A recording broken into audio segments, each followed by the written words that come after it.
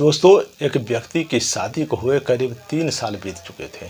3 साल बाद वो व्यक्ति अपनी पत्नी के साथ पहली बार ससुराल जाते हैं।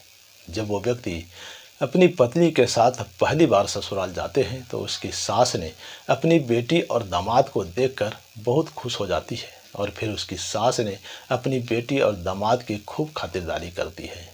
दोस्तों, उसकी सास के पास घर के नाम पर एक कमरा और एक किचन होता है। इसके अलावा उसके पास कोई व्यवस्था नहीं होती है।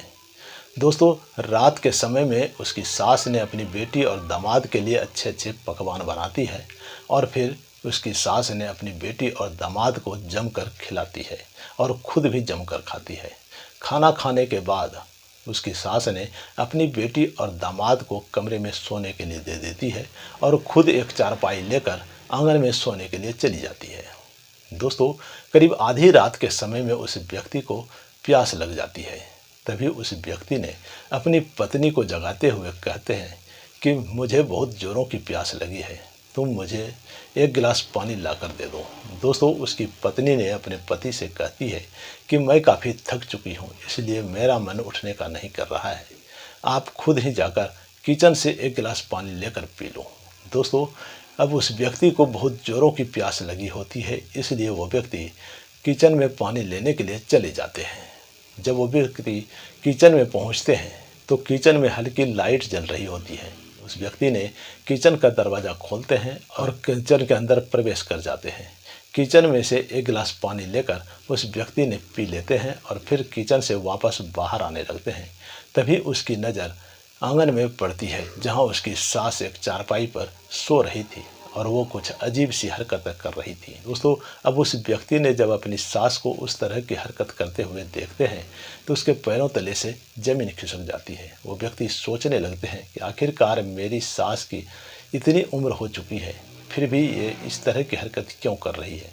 दोस्तों, यही सब सोचते हुए वो व्यक्ति अपनी सास के नज़दीक जाने लगते हैं। अब उन दोनों सास और दामाद के बीच में पूरी रात जो कुछ भी होता है वो सब कुछ बताएंगे इसी वीडियो में।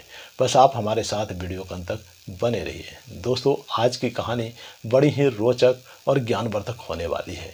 इस कहानी को शुरू से अंत तक जरूर सुनिएगा। इस कहानी से आपको बहुत कुछ सीखने को मिलेगा। लेकिन उससे पहले वीडियो को एक लाइक कर दीजिए और चैनल को सब्सक्राइब करके बेल आइकन का घंटा जरूर दबा लीजिए ताकि हमारी आने वाली अगली वीडियो का नोटिफिकेशन आपको सबसे पहले मिल सके। तो चलिए बिना किसी देरी के कहानी में आगे बढ़ते हैं। दोस्तों, ये कहानी है उत्तर प्रदेश के एक छोटे से गांव की। उस गांव में सुनील नाम का एक व्यक्ति रहते थे। सुनील के परिवार में सुनील की पत्नी और सुनील की एक इकलौती बेटी रहती है। सुनील की पत्नी का नाम मालती होती है और उसकी बेटी का नाम पिंकी होती है। दोस्तों, सुनील ऑटो चलाने का काम करते थे। उससे जो भी पैसे कमाते थे उसी से उसके घर परिवार के खर्चे चलते थे। दोस्तों, एक दिन सुनील अपना ऑटो लेकर चलाने के लिए जाते हैं। तभी सड़क हादसे में सुनील की मौत हो जाती है। अब इस बात को हुए करीब 5 साल बीत जाते हैं।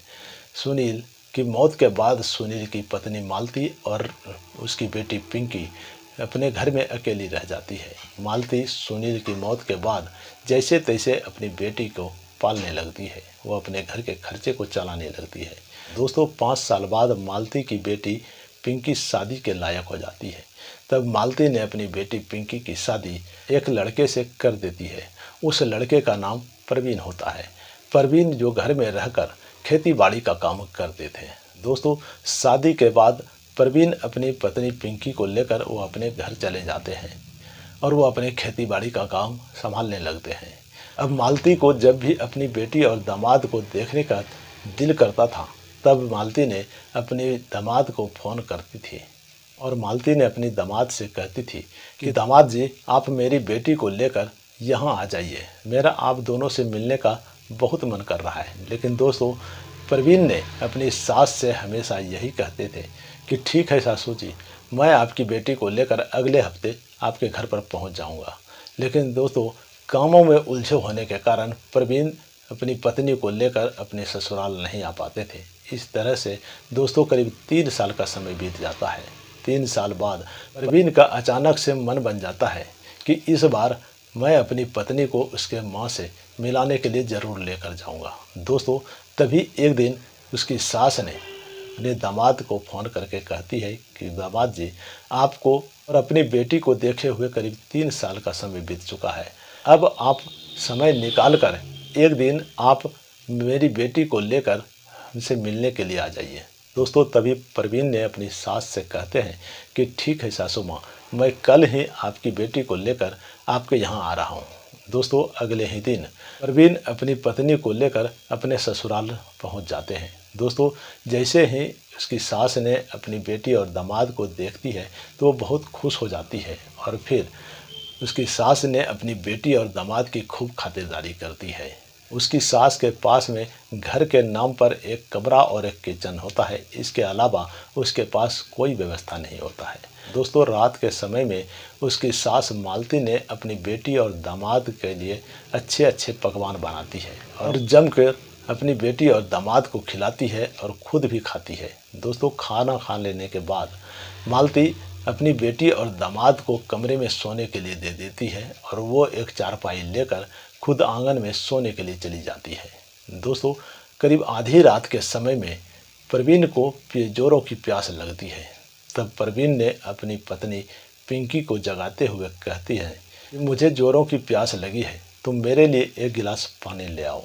दोस्तों, पिंकी ने अपने पति परवीन से कहती है कि मैं काफ़ी थक चुकी हूँ, इसलिए मेरा मन उठने का नहीं कर रहा है, आप खुद ही किचन से पानी लेकर पी लीजिए। दोस्तों, तब परवीन को बहुत ज़ोरों की प्यास लगी होती है, इसलिए परवीन बिछावन पर से उतरकर वो किचन में चले जाते हैं। किचन में हल्की रोशनी वाली लाइट जल रही थी। दोस्तों, परवीन ने किचन का दरवाज़ा खोलते हैं और फिर एक गिलास पानी लेकर वो पी लेते हैं। पानी पीने के बाद परवीन किचन से बाहर निकलने लगते हैं। तभी परवीन की नज़र आंगन में पड़ती है, जहां उसकी सास एक चारपाई पर सोई हुई थी और एक अजीब ही तरह की हरकत कर रही थी। दोस्तों, जब परवीन ने अपनी सास को उस तरह की हरकत करते हुए देखते हैं तो परवीन के पैरों तले से ज़मीन खिसक जाती है। परवीन ये सोचने लगते हैं कि आखिरकार मेरी सास की इतनी उम्र होने के बावजूद भी मेरी सास इस तरह की हरकत क्यों कर रही है। दोस्तों, इसी बात को जानने के लिए परवीन अपनी सास की तरफ धीरे धीरे बढ़ने लगते हैं। जब वो अपनी सास के नज़दीक जाते हैं तो देखते हैं कि उसकी सास अपने हाथ जगन्नाथ कर रही है। दोस्तों, उसकी सास अपने हाथ से अपने मन को शांत करने की कोशिश कर रही थी। दोस्तों, जब परवीन अपनी सास को इस तरह की हरकत करते हुए देखते हैं तो परवीन का भी मन हो जाता है। दोस्तों, तभी परवीन ने अपनी सास से कहते हैं कि सासू जी, ये आप क्या कर रही हो? आपकी इतनी उम्र होने के बावजूद भी आप इस तरह की हरकत कर रही हो। दोस्तों, तभी परवीन की सास मालती ने अपने दामाद से कहने लगती है कि दामाद जी, आप तो जानते ही हो कि आपके ससुर की मौत के बाद मैं यहाँ अकेली रहती हूँ। अब रात के समय में मेरा भी मन इस तरह का काम करने लगता है, इसलिए मैं अपने हाथों से ही अपने मन को शांत करने लगती हूँ। दोस्तों, तभी परवीन ने अपनी सास मालती से कहते हैं कि सासू जी, आप अपने हाथों से क्यों करती हो? यहाँ गांव में भी तो इस तरह के बहुत से लोग होंगे, उनके साथ आप अपना समय क्यों नहीं बिता लेती हो?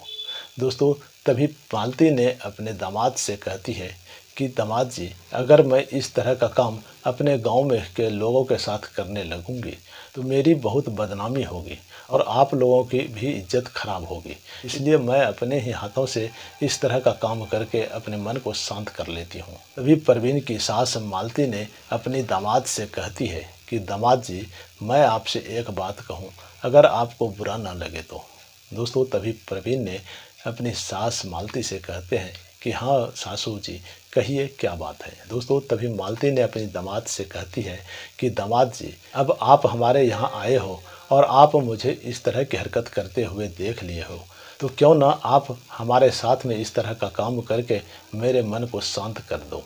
दोस्तों, तभी परवीन ने अपनी सास मालती से कहते हैं कि सासू जी, आप यह क्या कह रही हो? मेरा और आपका रिश्ता सास और दामाद का है। यह बहुत पवित्र रिश्ता है, इस रिश्ते को बदनाम नहीं कीजिए। दोस्तों, परवीन को इतना कहते कहते मालती परवीन के गले से लिपट जाती है। अब परवीन को अपनी सास की तरफ से हरी झंडी मिल चुकी थी, इसलिए परवीन भी अपने आप को रोक नहीं पाता है और फिर परवीन अपनी सास की सारी हसरतें पूरी कर देते हैं। दोस्तों, अब सुबह में जब मालती उठती है तो वो ठीक से चल नहीं पाती है, वो लंगड़ा कर चलती है। अब मालती की बेटी पिंकी ने जब अपनी माँ को इस तरह से चलते हुए देखती है तो वो कुछ समझ नहीं पाती है, लेकिन पिंकी को अपनी माँ और अपने पति पर शक होने लगता है।